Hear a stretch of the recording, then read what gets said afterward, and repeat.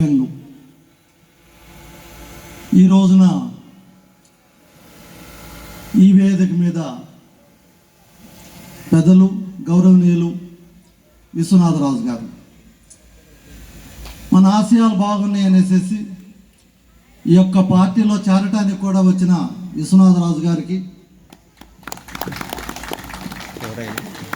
తెలియదప్ప నాకు తరువాత చెన్నై నుంచి ఇచ్చేసిన కృష్ణారావు యాదవ్ గారికి,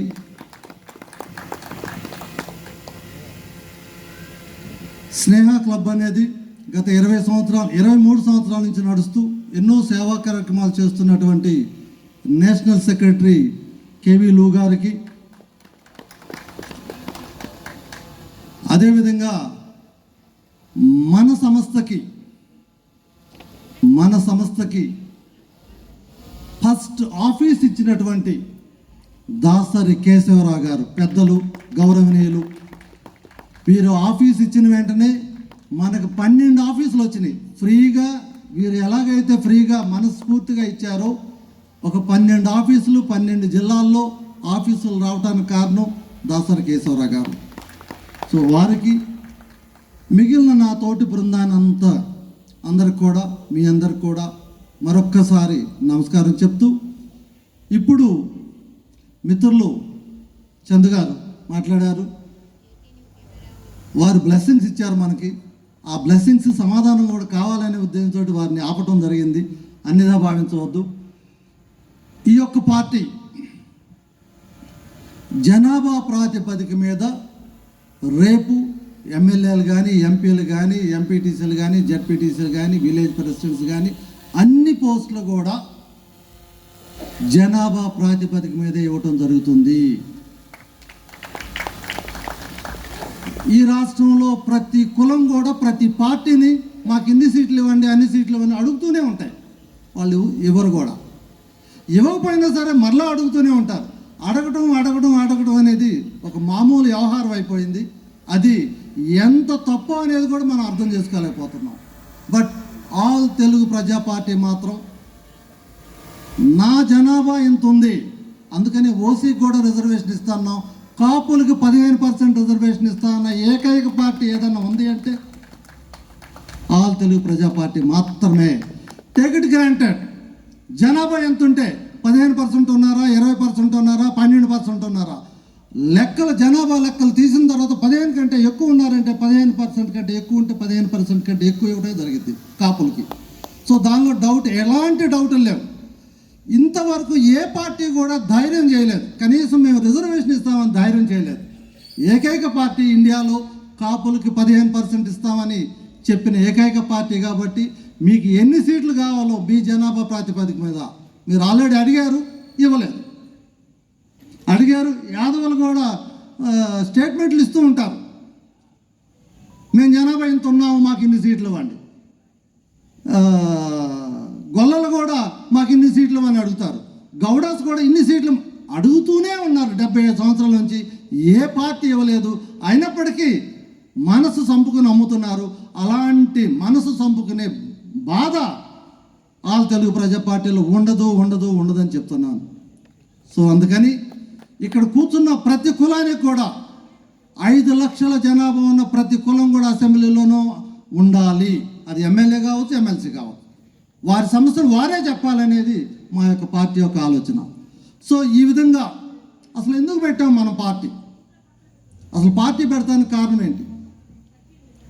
ఈ రోజున గత 10 సంవత్సరాల నుంచి 2 పార్టీలు కూడా స్పెషల్ స్టేటస్ మీద గట్టిగా పోరాడుతాము, తీసుకొస్తాము, మెడలు వంచుతాము అని చాలా గట్టిగా చెప్పారు.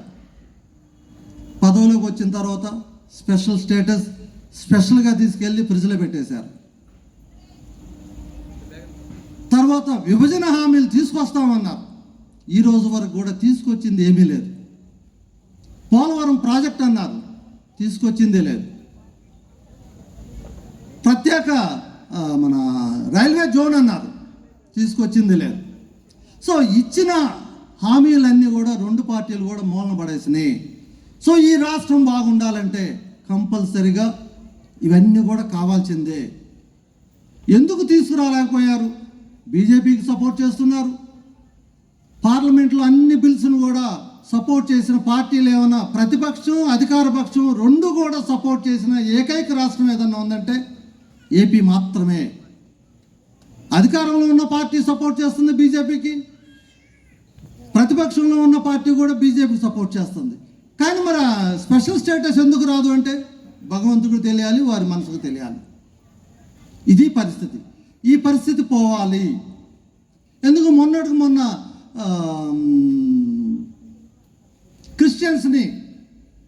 క్రిస్టియన్స్ని ఆడవారు మగవారిని చూడకుండా మణిపూర్లో మరణకాండ చేసినా కూడా ఆ ఓట్లతోనే గెలిచిన పార్టీలు కూడా కనీసం సింపతి కూడా చేయలేదు. సింపతి పక్కన పెట్టండి, పార్లమెంట్లో వాళ్ళు సపోర్ట్ చేశారు, చంపుకుంటే అన్నట్టుగా. ఇక్కడున్న రాష్ట్రంలో ఉన్న పరిస్థితి, కోడికత్తి కేసులో నీ మీద నీకు చంపింది ఎవరో కూడా ఇంతవరకు తెలియదు. 4.5 సంవత్సరాలు అయింది. నా మీద హత్యా ప్రయత్నం చేస్తే నేను సీఎం అయిన తర్వాత కనీసం ఎవరు నన్ను చంపబోయారు, ఏం కుట్ర జరిగింది అనేది కూడా తెలుసుకోలేని పరిస్థితి. ఒక ఎస్సీ పిల్లవాడు జైల్లో మగ్గుతున్నాడు. ఇది అవసరమా? ఆ ఎస్సీ పిల్లవాడైనా ఒకటే, ఇక్కడ కూర్చున్న వాళ్ళైనా ఒకటే, ఈ రాష్ట్రంలో ఉన్న ఎస్సీలందరూ కూడా ఇదే ఒకే సమాధానం. ఒక పిల్లవాడు ఎస్సీ పిల్లవాడిని చంపినా ఎవరు మాట్లాడరు, జైల్లో పెట్టినా ఎవరు మాట్లాడరు. తెలుగుదేశం మాట్లాడలేదు, జనసేన మాట్లాడలేదు, వైసీపీ మాట్లాడలేదు. కోడికత్తి మీద ఎందుకు జైల్లో పెట్టారు, 5 సంవత్సరాలు 4.5 సంవత్సరాల నుంచి ఎందుకు జైల్లో ఉన్నాడు అనేసి. ఇది మన పరిస్థితి. సో వీటన్నిటికీ సమాధానం కావాలంటే బీజేపీకి ఎగనెస్ట్గా ఇక్కడున్న అన్ని పార్టీలు కూడా బీజేపీ పార్టీలే.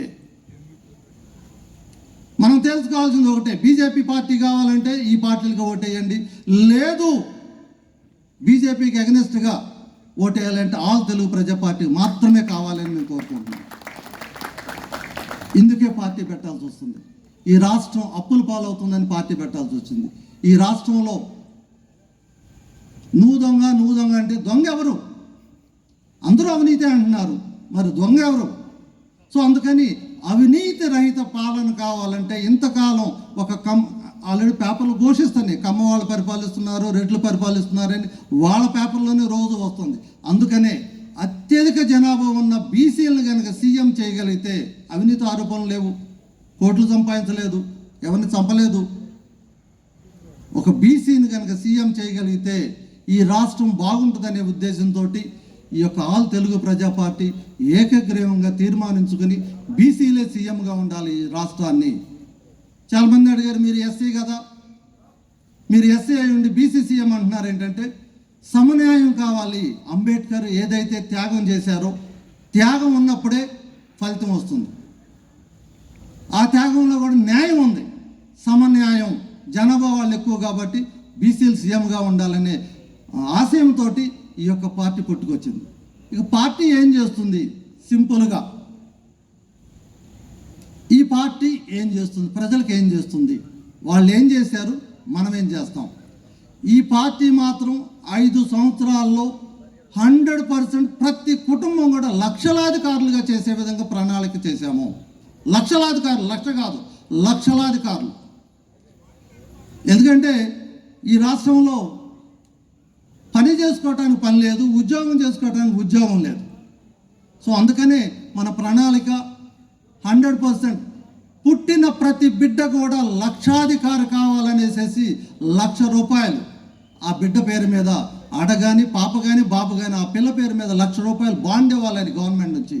ఎందుకంటే నేను లక్షాధికారి అని అంటే ఆ యొక్క మనస్థైర్యం వేరుగా ఉంటుంది, ధైర్యం వేరుగా ఉంటుంది. నా పిల్లవాడు లక్షాధికారి, ఇప్పుడు 5,000 10,000 ఇస్తే 5,000 10,000 తెల్లపాటికి అయిపోతాయి. నా పిల్లవాడు లక్షాధికారి అయిన మనోధైర్యంతో ఇంకా ఎక్కువగా చదవటం కానీ, ఆస్తి సంపాదించడం కానీ, గర్వంగా బతకడానికి కానీ అవకాశం ఉంటుంది. అందుకని ప్రతి పిల్లవాడికి, పాపకి బాబుకి ఎవరికైనా సరే ₹1,00,000 ఇవ్వాలి, ఇది గ్యారంటీ అనేసి మనం 12 గ్యారంటీల్లో ఫస్ట్ గ్యారంటీగా ఇది పెట్టుకోవడం జరిగింది. ఇక రెండో గ్యారంటీ, ఈ రాష్ట్రంలో 60% వ్యవసాయం నడుస్తుంది. 60% వ్యవసాయం. అన్నపూర్ణ అనేసి ఇందాక మిత్రులు కూడా చెప్పడం జరిగింది. 100% కనుక వ్యవసాయం కనుక చేయగలిగితే మనం పండించిన పంటని ఎక్స్పోర్ట్ చేయొచ్చు. సో అందుకని భూమి లేని ప్రతి ఒక్క కుటుంబానికి కూడా 3 ఎకరాల భూమి 100% ఇవ్వడం జరుగుతుంది. భూమి ఉందా అంటే ఉంది, భూమి ఉంది. భూమి లేకపోతే కొనేని ఇవ్వటం జరుగుతుంది, పండించే విధంగా చేయడం జరుగుతుంది. మరి భూమి ఉన్నప్పుడు భూమి వ్యవసాయం చేసుకునేటప్పుడు ఆ ఆదాయం ఎప్పుడో వస్తుంది కదా, మరి మధ్యలో ఏమిటి? వారికి ఎన్ని గేదెలు కావాలంటే అన్ని గేదెలు సబ్సిడీ రూపంలో 3 గేదెల 5 గేదెల 10 గేదెల ఎన్ని గేదెలు కావాలంటే అన్ని గేదెలు ఆ యొక్క కుటుంబానికి ఇవ్వటం జరిగింది. సో అందుకని వ్యవసాయం చేసుకోవచ్చు, ఆదాయం పెంచుకోవటానికి ఈ యొక్క వనరుల్ని గేదెలు కావచ్చు ఏదైనా కానీ ఇచ్చే విధంగా మనం చేస్తున్నాం. సో ఇది ఒక గ్యారంటీ. భూమి ఇస్తున్నాం, గేదెలు ఇస్తున్నాం, రెండో గ్యారంటీ. మూడో గ్యారంటీ వచ్చేసేసి వ్యవసాయం చేయాలంటే డబ్బులు కావాలి, వ్యాపారం చేయాలంటే డబ్బులు కావాలి, ప్రతి దానికి డబ్బులు కావాలి. కాబట్టి మనందరూ తెలుసు, కొత్త పాత రోజులనే ఉంటాయి. కుండ పొయ్యి మీదకి వెళ్ళలేదంటారు చాలామంది. 5 రూపాయల వడ్డీ 10 రూపాయల వడ్డీ తెచ్చుకుంటూ ఉంటాం మనం. ఇది ప్రతి ఊర్లో జరిగేదే. సో దాని కొనుకనే ప్రతి కుటుంబానికి హామీ లేకుండా 10,000 నుంచి 10 లక్షల రూపాయల వరకు పావల వడ్డీకే ఇవ్వడానికి కోఆపరేటివ్ స్టైల్లో చేయడం జరుగుతుంది. 10 లక్షల రూపాయలు ఎక్కువ, నీకు 10,000 15,000 రూపాయలు రోజు నెలకు 10,000 5,000 ఇవ్వటం ఎక్కువ అనేది మీరే ఆలోచించాలి. 10 లక్షల రూపాయలు ఇస్తే వ్యవసాయం చేసుకుంటాను, వ్యాపారం చేసుకుంటాను, ఇండస్ట్రీ పెట్టుకుంటాను, ఏమైనా చేస్తాను. సో ఆదాయాన్ని పెంచుతాను. మనీ ఎప్పుడైతే సర్క్యులేట్ అవుతూ ఉంటుందో ట్యాక్స్ కూడా పెరుగుతూ ఉంటాయి, ఆదాయం కూడా పెరుగుతూ ఉంటుంది. సో ఈ విధంగా 10 లక్షల రూపాయలు ప్రతి కుటుంబం కూడా కోఆపరేటివ్ బ్యాంక్ వెళ్ళి తీసుకునే విధంగా ఏర్పాటు చేయడం జరుగుతుంది. ఇక దీంతోపాటు మన పిల్లలు చదివిస్తాం, చాలా బాగా చదివిస్తాం, ఉద్యోగాలు ఉండవు, గాలికి తిరుగుతూ ఉంటాడు అనేసి మనమే అంటూ ఉంటాం, బాధపడుతూ ఉంటాం. ఏంటి వాళ్ళకి ఏంటి? ఈ రాష్ట్రంలో అన్ఎంప్లాయ్మెంట్ అనేది ఉండకుండా చేసే బాధ్యత ఆల్ తెలుగు ప్రజా పార్టీ తీసుకుంటుంది. ఎలా అవుతుందండి ఇవన్నీ అయ్యే పనులా కాదు అనేది చాలామంది డౌట్లు ఉంటాయి. ఎందుకంటే మనం డౌట్లతో పెట్టాలి. ఈ డౌట్లు ఏంటంటే, ఈ రాష్ట్రంలో ప్రతి జిల్లాలో కూడా 100 ఎకరాల్లో ఒక డార్మెటరీని ఏర్పాటు చేసేసి ఫుడ్డు, షెల్టరు, పుస్తకాలు, కోచింగు, ట్రైనింగు, ఎవ్రీథింగ్, ఉద్యోగం వచ్చే వరకు, వ్యాపారం చేసుకునే వరకు, వ్యవసాయం చేసుకునే వరకు అక్కడే ఆ యొక్క డార్మెటరీలోనే తనకు స్థానము. ఉద్యోగం లేని వ్యక్తి డార్మెటరీలో ఉండాలి, లేకపోతే ఉద్యోగం చేస్తూ ఉండాలి, లేకపోతే వ్యాపారం చేస్తూ ఉండాలి, లేకపోతే వ్యవసాయం చేస్తూ ఉండాలి, లేకపోతే ట్రైనింగ్ తీసుకుని స్కిల్ డెవలప్మెంట్లో అభివృద్ధి చెందాలి. అంతేగాని బయట మాత్రం ఉండటానికి లేదు. ఎంత చదివిన వాళ్ళు, 2వ క్లాస్ చదివిన వాళ్ళైనా సరే అక్కడ ఉండొచ్చు. 18 సంవత్సరాలు వచ్చిన తర్వాత ఎవరైనా సరే ఆ డార్మెటరీలో ఉండి ఉద్యోగానికి కానీ, వ్యాపారానికి కానీ, వ్యవసాయానికి కానీ వెళ్ళొచ్చు. ఆ విధంగా పుస్తకాలు ఇస్తారు, ట్రైనింగ్ ఇస్తారు, అదేవిధంగా చదువు చెప్తారు, ఎవ్రీథింగ్. సో అన్ఎంప్లాయ్మెంట్ అనేది ఉండటానికి లేదు. మీ అందరికీ తెలుసు, ప్రతి ఆఫీసులో ఏపీలో ఉన్న ప్రతి ఆఫీసులో కార్లు అద్దెకు తీసుకుంటూ ఉంటారు. ఒక్కొక్క కారు ఉన్న వాళ్ళని అద్దెకు తీసుకోరు. ఒక 50 కార్లు ఉంటే అప్పుడు గవర్నమెంట్ అద్దెకు తీసుకుంటుంది. అలా కాకుండా ఒక్క కారు ఉన్న ప్రతి ఒక్క వ్యక్తికి కూడా ఆ కారు గవర్నమెంటే అద్దెకు తీసుకుంటుంది. దాదాపుగా 1,50,000 కార్లు గవర్నమెంట్ అద్దెకు తీసుకుంది. సెంట్రల్ గవర్నమెంట్ కానీ, స్టేట్ గవర్నమెంట్ కానీ 1,50,000 మందికి ఎట్ ఎ టైం కార్లు అద్దెకు తీసుకునే విధంగా చేయడం జరిగింది. ఒక్క కారు ఉన్న వాళ్ళే ఎలిజిబుల్, 10 కార్లు ఉన్న వాళ్ళు ఎలిజిబుల్ కాదు. సో దానివల్ల ఏమవుతుందంటే ప్రతి కుటుంబంలో ఒక వ్యాపారస్తుడు, డ్రైవర్ కావచ్చు, ఓన్ కారు ఉన్న ప్రతి ఒక్క వ్యక్తి కూడా కాంట్రాక్ట్ చేసుకునే విధంగా ఉంటుంది. ఇంజనీర్ చదివిన వాళ్ళకి కాంట్రాక్ట్ చేసుకోవాలంటే ఎలిజిబిలిటీ కావాలంటారు. సో ప్రతి ఒక్క ఇంజనీర్ కావచ్చు, డిగ్రీ హోల్డర్ కావచ్చు, కాంట్రాక్ట్ చేయాలంటే ఇమీడియట్గా గవర్నమెంట్ కాంట్రాక్ట్ చేసుకునే విధంగా ఎలిజిబిలిటీస్ ఇవ్వడం జరిగింది. సో ఈ విధంగా ప్రతి అన్ఎంప్లాయ్మెంట్ అనేది లేకుండా చేస్తామనేది మాత్రం మాటిస్తున్నాము. దీంతో పాటుగా నీ పిల్లల్ని చదివించడానికి, నీ పిల్లల్ని అమెరికాలో చదివిస్తారా లేకపోతే ఇండియాలో చదివిస్తారా మీ ఇష్టం. ఫ్రీగా ప్రతి పైసా ఖర్చు లేకుండా ఫ్రీగా వారికి ఎడ్యుకేషన్ సపోర్ట్ చేయడం జరుగుతుంది. అదేవిధంగా హెల్త్, మన తల్లిదండ్రులకి పింఛన్ ఇస్తూ ఉంటారు. సగం డబ్బులు మందులకే వెళ్ళిపోతూ ఉంటాయి. అలా కాకుండా టెస్ట్లైనా ట్యాబ్లెట్లైనా ప్రతి ఒక్కటి కూడా గవర్నమెంట్ నుంచే ఫ్రీగా వచ్చేటట్టు చేస్తుంది ఆల్ తెలుగు ప్రజా పార్టీ. ఇది సాధ్యమంటే సాధ్యమే. మన గవర్నమెంట్ హాస్పిటల్స్ ఉన్నాయి, డాక్టర్స్ ఉన్నారు, కానీ అక్కడ ఎక్విప్మెంట్ ఉండదు, టెస్టులు చేయడానికి ఎక్విప్మెంట్ ఉండదు.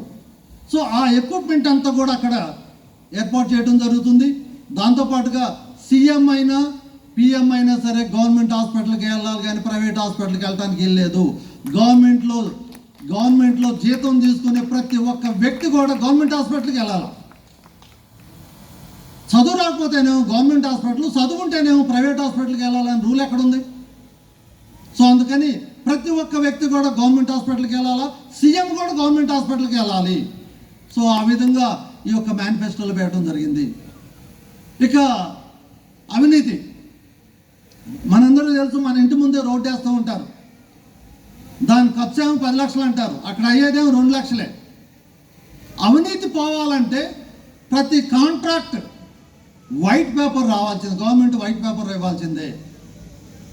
అదేవిధంగా అవినీతి ఆరోపణలు వచ్చిన సరే వైట్ పేపర్ రావాల్సిందే. సో దీంతో పాటుగా ఇక ఓసీలకు కూడా రిజర్వేషన్ ఇద్దాం. ఓసీ జనాభా ఎంత ఉంటే అంతమందికి రిజర్వేషన్ ఇద్దాం. ఎస్సీ జనాభా ఎంత ఉంటే అంత, ఎస్సీ జనాభా 20% అన్నారు, 20% ఎస్సీలకు ఇద్దాం. బీసీ జనాభా 41% అన్నారు, as per national sample survey, వాళ్ళకు 41 ఇద్దాం. ఎస్టీ జనాభా 9% అన్నారు, 9% ఇద్దాం. ఎస్సీలు 15% రిజర్వేషన్ తీసుకుంటున్నారు, ఇప్పుడు 20% ఇద్దాం. సో ఈ విధంగా కులాల ప్రకారం కాపులకి రిజర్వేషన్ మీద చాలా గొడవ అవుతూ ఉంటుంది. లాస్ట్ టైం రైలు కూడా తగలబెట్టడం జరిగింది. 15% ఇద్దాం, వాళ్ళు 15% జనాభా అన్నారు, కాపులు 15% ఇద్దాం. ఎవరు జనాభా ఎంత ఉంటే అంత రిజర్వేషన్ ఇద్దాము. ఇచ్చే స్థాయికి వెళ్దాం. ఎల్లకాలం మనం నా రిజర్వేషన్ కాదు, మనం ఇచ్చే స్థాయికి వెళ్దాము. ఇక మనందరికీ తెలుసు, పోలీస్ స్టేషన్, ఇద్దరు అన్నదమ్ములతో అనుకున్నా కూడా కానిస్టేబుల్ వెళ్తే పోలీస్ స్టేషన్కి వెళ్ళిపోతూ ఉంటాం. మనకు వ్యవసాయం చేసుకోవడానికి పనికి పోవటానికి లేదు, 4 రోజులు అక్కడే కూర్చోబెడతాడు. ఈ వ్యవస్థకి, పోలీస్ వ్యవస్థని పటిష్టంగా చేసే విధంగా చేస్తూ ఏ వ్యక్తి కూడా పోలీస్ స్టేషన్ గడప తక్కకుండా చేసే బాధ్యత మాత్రం ఆల్ తెలుగు ప్రజా పార్టీది. తన్నుకోవచ్చు, గొడవలు ఉండొచ్చు, తన్నుకోవచ్చు. దానికి ప్రతి ఒక్క కుటుంబానికి కూడా ఎవరైతే తన్నుకుంటారో, ఇద్దరు తన్నుకుంటారో, లేకపోతే పొలాల కేసులు ఉంటాయో, లేకపోతే ఏ కేసు అయినా కానీ ఇద్దరికి కూడా అడ్వకేట్ని ఫ్రీగా ఇవ్వటం జరుగుతుంది. మీరు పోలీస్ స్టేషన్ కాదు వెళ్ళాల్సింది, అడ్వకేటే మీ దగ్గరికి వస్తాడు. నువ్వు తప్పు చేసావా, ఆయన తప్పు చేసావా, అవన్నీ కూడా చూస్తారు. చూసిన తర్వాత అన్నీ అయిన తర్వాత పోలీస్ స్టేషన్, కానీ ఇమీడియట్గా పోలీస్ స్టేషన్కి వెళ్ళడానికి వీల్లేదు. పోలీస్ స్టేషన్ అంటేనే భయం, పోలీస్ స్టేషన్ అంటే అమ్మో పోలీసు అవమానం. ఈ పరిస్థితి నుంచి బయటకు రావాలంటే ప్రతి ఒక్క కుటుంబానికి కూడా న్యాయ సహాయం అందాలి. అంబేద్కర్ కానీ, పూలే కానీ, లేకపోతే వాజ్పేయి గారు కానీ, చెగువేరా గారు కానీ, పేదలకి ఈ రాష్ట్రంలో ఏ రాష్ట్రమైనా కానీ ఉచిత విద్య, ఉచిత వైద్యము, ఉచిత న్యాయ సేవ ఇవ్వకపోతే ఆ ప్రభుత్వాలు ప్రజలను మోసం చేస్తున్నట్టుగా చెప్తారు. వాళ్ళ పుస్తకాలు చాలా క్లియర్గా ఉంటుంది. ఈ 3, విద్య, వైద్యము, న్యాయము, ఈ 3 కనుక ఫ్రీగా కనుక ఇవ్వకపోతే ఆ ప్రభుత్వం ప్రజలను మోసం చేస్తుంది అని చాలా క్లియర్గా చెప్పుకొస్తారు. సో అందుకని ఈ 3 కూడా ఈ ప్రజలకు ఫ్రీగా ఇవ్వాలి. ఇక మద్యం, చాలామంది కోపాలు రావచ్చు. మద్యం అంటే నీరా ఫ్యాక్టరీస్ని తీసుకురావడం జరుగుతుంది. నీరా అనేది ఆరోగ్యానికి కూడా మంచిదే, కేరళలో చాలా సక్సెస్ఫుల్గా నడుస్తుంది. కాబట్టి మద్యం స్థానంలో నీరాని తీసుకొచ్చి ప్రతి ఒక్క మండలంలో నీరా ఫ్యాక్టరీస్ పెట్టే విధంగా చేయడం జరుగుతుంది.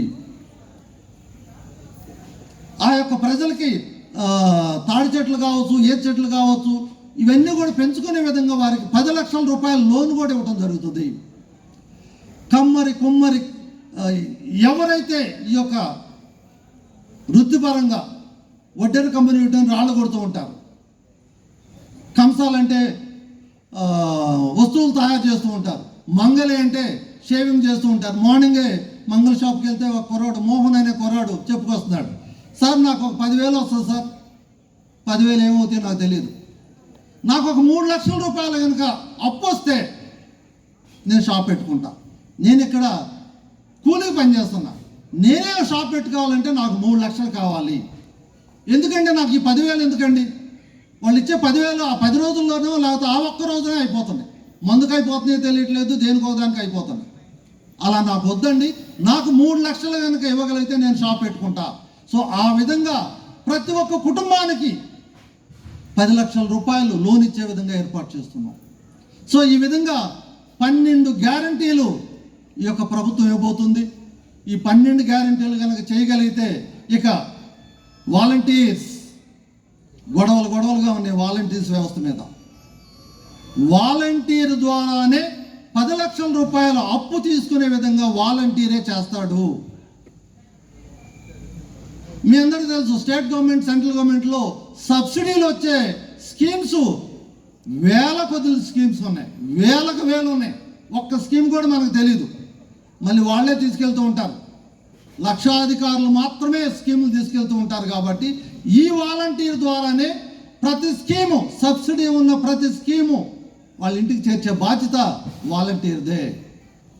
ఇప్పుడు సేవలు చేస్తున్నారు, సేవలతో పాటు అభివృద్ధి కూడా వాళ్ళ చేత చేపించి ప్రతి ఒక్క వాలంటీర్కి 15,000 రూపాయల జీతంతో ఈ యొక్క వ్యవస్థని అభివృద్ధి చేస్తుంది. 15,000 వాళ్ళ డ్యూటీ 5 రోజులు 4 రోజులు పెన్షన్ ఇవి కాదు.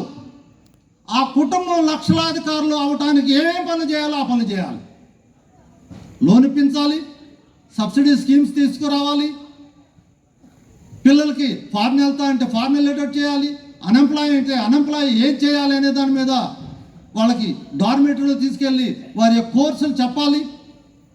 ఈ డ్యూటీ నెల మొత్తం కూడా వాలంటీర్ వ్యవస్థ పనిచేస్తుంది. కాబట్టి ప్రతి కుటుంబం కూడా లక్షలాధికారిగా అవడానికి అవకాశం ఉంటుంది. సో అందుకని వాలంటీర్స్ తీసే ప్రసక్తే లేదు. మంచి స్కీమ్, మంచిని మంచిగా చెబుదాం, చెడుని చెడుగా చెప్దాం. ఒక పిల్లవాడికి చదువుకోవడానికే 15,000 రూపాయలు ఇస్తామన్నా, మరి రెండో పిల్లవాడి సంగతి ఏంటి? గాడిదలు కాయాలా? నా కుటుంబంలో 10 మంది పిల్లలు ఉంటే 10 మందికి చదువుకునే అవకాశం కావాలి. ఆ అవకాశం ఆల్ తెలుగు ప్రజా పార్టీ చేస్తుంది. సో ఈ విధంగా 12 గ్యారంటీలు ఇవ్వటం జరిగింది. 12 గ్యారంటీలు. మనకు మీడియా వ్యవస్థలు లేవు, అంటే పెద్ద మీడియా వ్యవస్థలు లేవు. ప్రతి పార్టీకి ఒక మీడియా వస్తుంది, వాళ్ళు ఏం చెప్తే అది సైకలాజికల్గా మనుషుల్ని తయారు చేస్తుంది. మేము చెప్పిందే కరెక్ట్ అంటున్నారు. అందుకని ఇక్కడ కూర్చున్న ప్రతి ఒక్క వ్యక్తి కూడా, టీవీలో చూస్తున్న ప్రతి ఒక్క వ్యక్తి కూడా, లక్షల మంది చూస్తున్నారు టీవీలో, ప్రతి ఒక్క వ్యక్తిని కూడా నేను రిక్వెస్ట్ చేస్తున్నా, ఈ రాష్ట్రంలో ఉన్న ప్రతి ఒక్క కుటుంబం లక్షలాధికారి కావాలంటే ఈ యొక్క 12 స్కీములు, 12 గ్యారంటీలు ప్రతి ఒక్కరికి చెప్పాల్సిన బాధ్యత మీ అందరి మీద ఉందని మనవి చేస్తున్నాం. ఇంకా ఈ రాష్ట్రంలో ఇంకో దారిద్ర్యం ఏంటంటే, ఎస్సీ ఎస్టీ సబ్ ప్లాన్ ఉంది. 20,000 కోట్ల రూపాయలు, 20,000 కోట్ల రూపాయలు సంవత్సరానికి రావాలి. ఒక్కొక్క లక్ష ఇచ్చిన లక్షాధికారి అవుతారు. 20,000 కోట్ల రూపాయలు అభివృద్ధికి ఇవ్వట్లేదు, అటు ఎటో ట్రాన్స్ఫర్ చేసేస్తున్నారు. So SC ST sub plan funds SC ఎస్టీలకే వాడాలి. కారు కొంటాడా, లేకపోతే ఇండస్ట్రీ పెడతాడా, లేకపోతే వ్యవసాయం చేస్తాడా, ఏం చేస్తాడో తర్వాత విషయం. అభివృద్ధికి ఈ యొక్క 20,000 కోట్ల రూపాయలు వాడాలి ఎస్సీ ఎస్టీలకి. యాక్ట్ వచ్చి 10 సంవత్సరాలు అయింది. 10 సంవత్సరాలు వచ్చినా కూడా ఇంతవరకు ఎస్సీ ఎస్టీలకు టోటల్ ఫండ్స్ వాడలేదు. హైదరాబాద్లో హుస్సేన్ సాగర్ కడగటానికి ఈ డబ్బులు ఎస్సీ ఎస్టీ ఫండ్స్ తీసుకెళ్ళి హుస్సేన్ సాగర్కి అడిగారు. దానికి ఎస్సీలకు సంబంధం ఏంటి? సో అందుకని టోటల్ ఫండ్స్ అన్ని కూడా ఎస్సీ ఎస్టీల అభివృద్ధి కోసం మాత్రమే వాడాలి. ఇక మన ప్రపోజల్ ఇంకోటి, క్రిస్టియన్స్కి, ముస్లిమ్స్కి, బుద్ధిస్టులకు కూడా సబ్ ప్లాన్ కావాలనేది ప్రపోజ్ చేస్తున్నాము. ఎందుకంటే అందరికంటే పేదవాళ్ళు ముస్లిమ్స్ కూడా ఉన్నారు. ముస్లిమ్స్లో కూడా చాలామంది పేదవాళ్ళు ఉన్నారు. అందుకని ముస్లిం కమ్యూనిటీ కానీ, క్రిస్టియన్ కమ్యూనిటీ కానీ, బుద్ధిస్ట్ వీళ్ళకు కూడా సబ్ ప్లాన్ నిధులు వారి జనాభా ప్రాతిపదికన వారి సబ్ ప్లాన్ ఫండ్స్ ఇద్దాం అనేది ఒక ప్రపోజల్ కూడా పెట్టుకోవడం జరిగింది.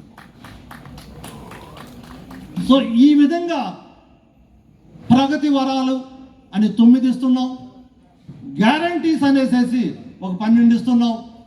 ఈ గ్యారంటీస్ వల్ల, ఈ ప్రగతి వరాల వల్ల ఈ రాష్ట్రంలో ప్రతి ఒక్క కుటుంబం లక్షలాధికారులుగా అవుతారనేసి మా నమ్మకం, మా విశ్వాసం.